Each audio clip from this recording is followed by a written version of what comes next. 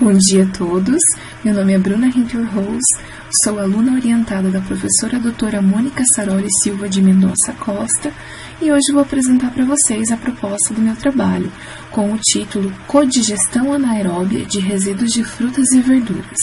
Mas primeiramente gostaria de agradecer à professora doutora Simone Damasceno Gomes e ao professor Dr. Jorge De Lucas Júnior por aceitarem participar da minha banca de qualificação.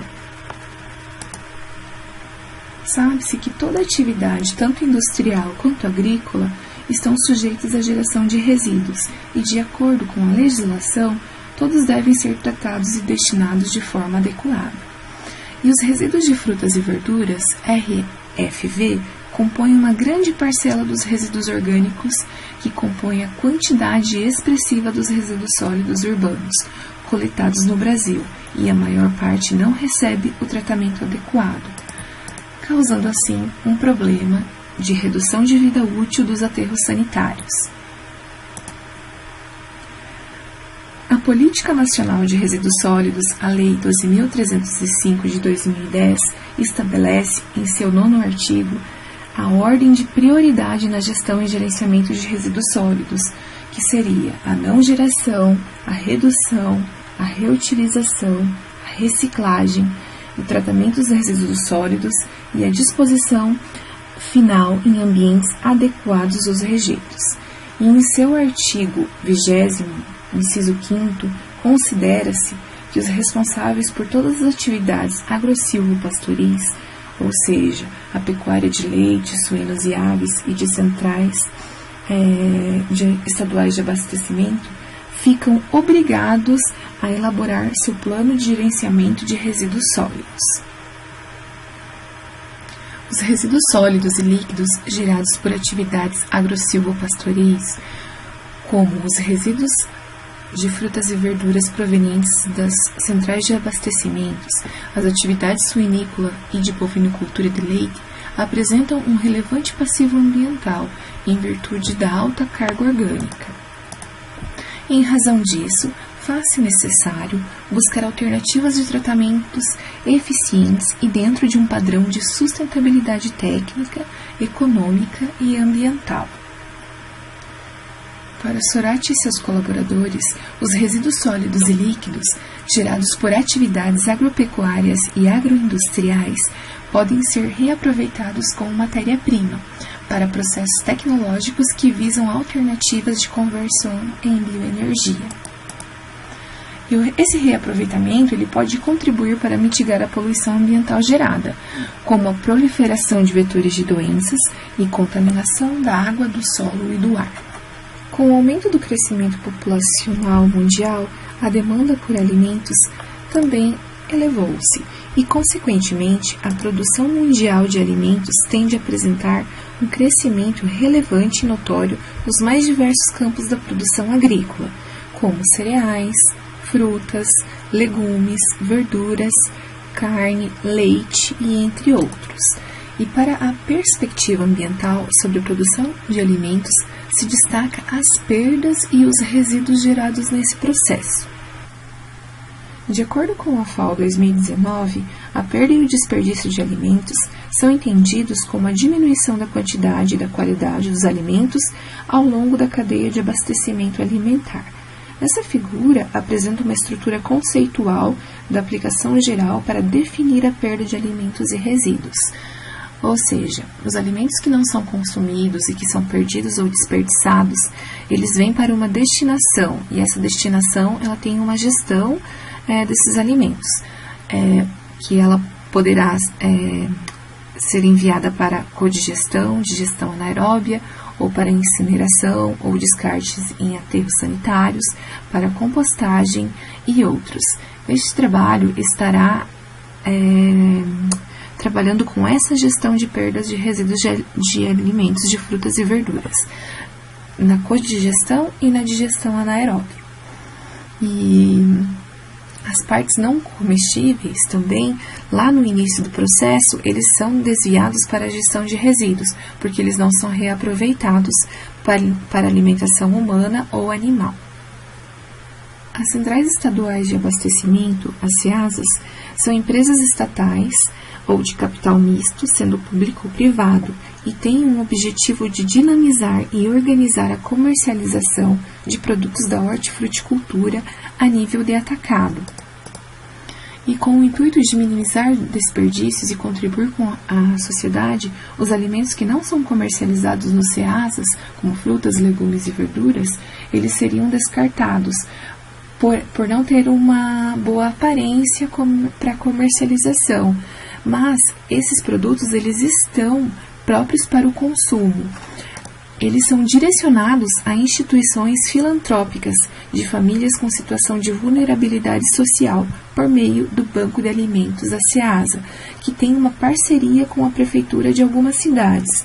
E um dado interessante, pela Agência de Notícias do Paraná, em 2019, cerca de 4,6 mil toneladas de hortifrutigranjeiros foram reaproveitados naquele ano, o que garantiu uma segurança alimentar de 194 mil pessoas.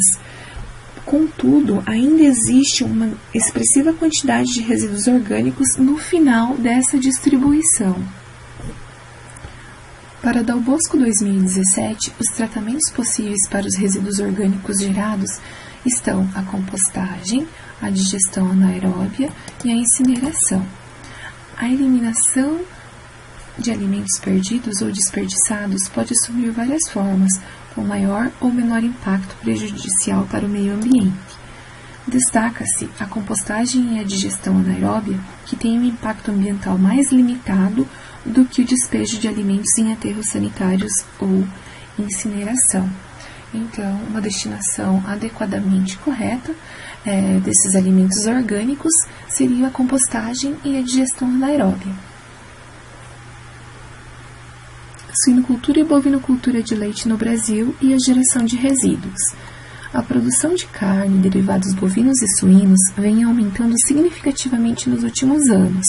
O movimento do agronegócio da pecuária de corte em 2019 foi de 618,50 bilhões de reais, 3,5% acima dos 597,22 bilhões de reais registrado no ano de 2018. Acerca da produção de suínos, o Brasil, impulsionado pelas exportações, concluiu 2020 produzindo 4,13 milhões de toneladas, sendo assim um crescimento de 3,8% em relação a 2019. E conforme aumenta a produção da pecuária, tanto a leiteira quanto da suinocultura no Brasil, há um aumento expressivo na produção de dejetos desses tipos de matrizes. A bovinicultura de corte e de leite, bem como a suinocultura, são caracterizadas como atividades poluidoras, devido à carga de poluente geral no processo. Conforme aumenta a produção de carne e derivados de bovinos e suínos, também aumenta a produção de dejetos. Esses dejetos, também conhecidos como efluentes brutos, oriundos dos sistemas de produção de animais, é constituído principalmente por fezes, urina, restos de ração, pelos, águas desperdiçadas dos bebedouros, entre outros. E eles apresentam altos teores de DBO, DQO, nitrogênio e fósforo. Serve e seus colaboradores, 2010, consideram que a produção diária de dejetos de uma vaca em lactação encontra-se no patamar de 50 litros de chorume, enquanto uma porca adulta em produção pode produzir cerca de 85 litros diários de chorume. Esses valores diários de produção de dejetos variam conforme a alimentação, a quantidade de água fornecida aos animais e a sazonalidade, ou seja, inverno ou verão. A produção de resíduos por alguns setores do agronegócio permite que os nutrientes presentes nos rejeitos podem ser reaproveitados, o que pode atribuir um maior retorno da economia circular no agronegócio brasileiro. Considera-se ainda que, reversamente, a essa problemática da poluição, a biomassa gerada nesses sistemas produtivos pode servir como excelentes fontes de energia por meio dos processos da digestão anaeróbia. A digestão anaeróbia ela produz um efluente com carga poluente muito menor da inicial, e o biogás, que por meio de conversores com alta eficiência podem ser convertidos em energia elétrica. Essa figura ilustra bem que lá no campo, o gado, a vaquinha, com os seus dejetos, vai para uma digestão anaeróbia, produzindo um fertilizante e energia. Isso aqui é muito importante na economia circular do agronegócio, porque reaproveita todo o sistema e ainda de uma forma benéfica. Tratamento por digestão e codigestão anaeróbia. A digestão anaeróbia é um processo fermentativo em que a matéria orgânica complexa é degradada a compostos mais simples. Essa degradação ocorre através da ação de diversos grupos de micro-organismos que interagem simultaneamente até a formação dos produtos finais, metano e gás carbônico. O processo de degradação da matéria orgânica é dividido em 4 fases principais, sendo elas a hidrólise, a acidogênese, a acetogênese e a metanogênese. Na fase de hidrólise, os materiais particulados complexos, também conhecidos como polímeros, são dissolvidos em materiais mais simples, ou moléculas menores, os quais podem atravessar as paredes celulares dos micro-organismos fermentativos. Essa conversão de materiais particulados em materiais dissolvidos é conseguida através da ação de exoenzimas excretadas pelas bactérias fermentativas hidrolíticas. Já na fase da acidogênese, os produtos solúveis oriundos da fase de hidrólise são metabolizados no interior das células das bactérias fermentativas, sendo convertidos em compostos mais simples, os quais são então excretados pelas células. Os compostos produzidos incluem ácidos graxos, álcoois, ácido lático, gás carbônico, hidrogênio, amônia e sulfeto de hidrogênio, além de novas células bacterianas. Como os ácidos graxos voláteis são os principais produtos dos organismos fermentativos, estes são usualmente designados de bactérias fermentativas acidogênicas. Já na fase de acetogênese, as bactérias acetogênicas são responsáveis pela oxidação dos produtos gerados na fase acidogênica em substrato apropriado para bactérias metanogênicas. Os produtos gerados pelas bactérias acetogênicas são o hidrogênio, o dióxido de carbono e o ácido acético. Já na fase de metanogênese, a etapa final do processo de degradação anaeróbia de compostos orgânicos, será a resultante o metano e o dióxido de carbono, efetuada pelas árqueas metanogênicas.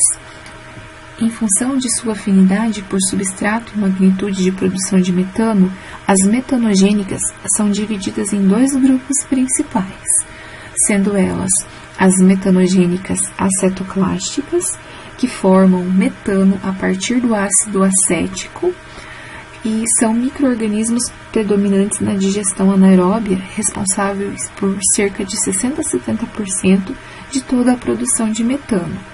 E também tem-se as metanogênicas hidrogenotróficas, que praticamente todas as espécies conhecidas de bactérias metanogênicas são capazes de produzir metano a partir de hidrogênio e dióxido de carbono. A codigestão anaeróbia consiste na digestão anaeróbia de uma mistura de 2 ou mais substratos com composições complementares. Para Labatut e seus colaboradores, a maioria dos digestores anaeróbios trata os resíduos alimentares em conjunto com outros substratos, principalmente em operações agrícolas.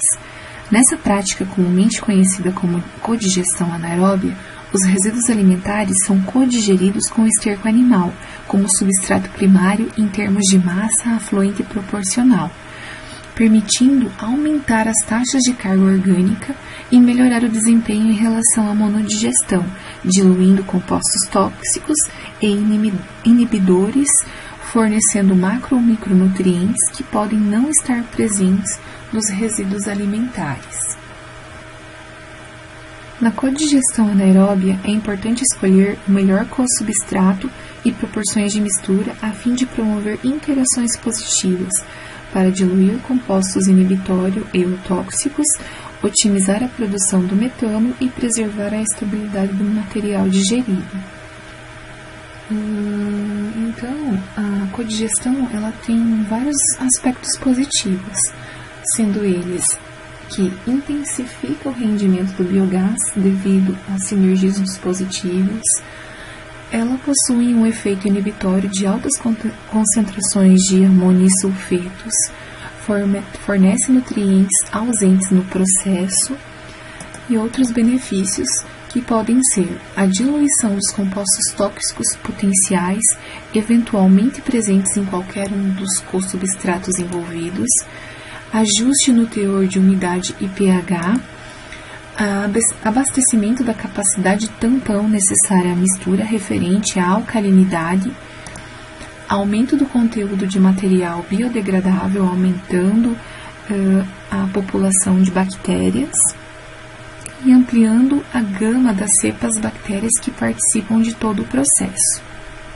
A codigestão com resíduos alimentares contribui com o processo de digestão anaeróbia de resíduos efluentes de origem animal, pois fornece um substrato rico em açúcar e lipídios, onde o nitrogênio não está presente e precisa ser suplementado externamente para fornecer a capacidade tampão, na forma de alcalinidade do bicarbonato, necessário para que o pH do processo seja mantido dentro da faixa ideal, ou seja, a codigestão entre os alimentos de resíduos de frutas e verduras, mais os resíduos tanto da bovinocultura de leite quanto da suinocultura, só vai fazer com que melhore o processo.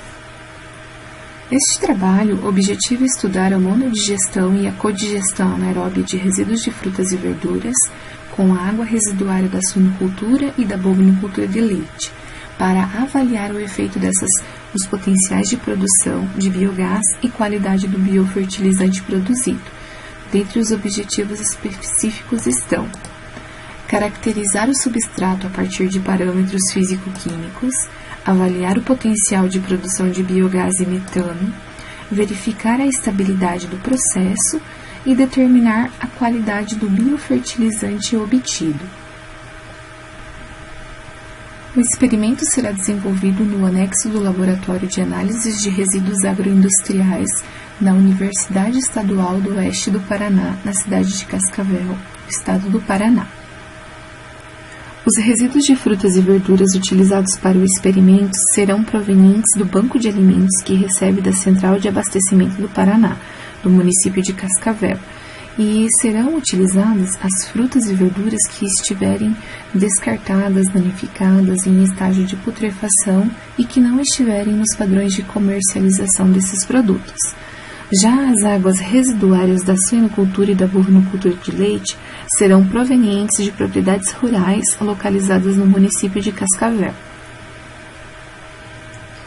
Para o experimento, serão utilizados reatores de bancada confeccionados com tubos de PVC com um volume de trabalho da câmara digestora de 60 litros, cujo aqui tem-se o desenho esquemático, sendo que aqui entrará o efluente, né, e aqui sai após o período de fermentação estipulado, e essa câmara será medido o biogás. O tempo de retenção hidráulica adotado será de 30 dias, obtendo um volume de 2 litros de carga diária com concentração de 4,5% de sólidos totais.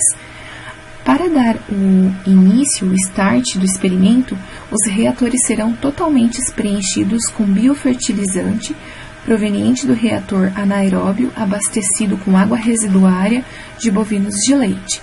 Então, nos primeiros 30 dias, será somente com o inóculo do biofertilizante. Após os 30 dias, aí será conduzido o experimento com os resíduos da água residuária da suinocultura e os resíduos de frutas e verduras.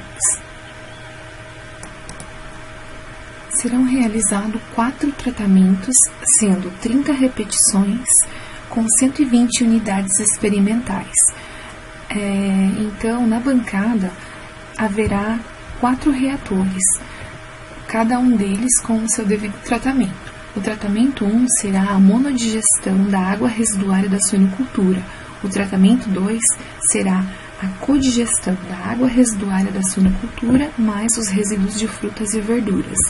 No tratamento 3, será apenas a monodigestão da água residuária da bovinocultura de leite. E o tratamento 4 será a codigestão da água residuária da bovinocultura de leite mais os resíduos de frutas e verduras. E o volume do biogás será monitorado diariamente. Os métodos analíticos que serão utilizados. Para a caracterização dos afluentes e efluentes dos tratamentos do experimento, serão realizadas análises físico-químicas entre os meses de setembro e dezembro de 2021. Então, será mensurado o pH, a condutividade elétrica, sólidos totais, sólidos fixos e sólidos voláteis, o nitrogênio total quildo, o carbono orgânico total, a relação carbono-nitrogênio, a alcalinidade parcial, a alcalinidade intermediária e a acidez volátil, o fósforo total, o potássio total, os macronutrientes secundários, o cálcio e o magnésio, os micronutrientes, que seriam os metais, o ferro, o zinco, o cobre e o manganês, os ácidos voláteis, o ácido acético, propiônico, butírico e fórmico, e também será realizada a fitotoxicidade por meio de um ensaio biológico com a germinação de sementes de agrião de jardim. As análises estatísticas. Os resultados das variáveis apresentadas no experimento em ensaio semicontínuo serão avaliados mediante a análise de variância, a ANOVA, e testes de comparação de Tukey com 5% de significância. As contribuições esperadas ao final desse trabalho. Espera-se, com este estudo, obter informações que permitam quantificar o efeito da codigestão dos resíduos de frutas e verduras quando comparado à monodigestão dos resíduos da bovinocultura de leite e resíduos da suinocultura, com o intuito de valorizar sua destinação final por meio da reciclagem energética e de nutrientes.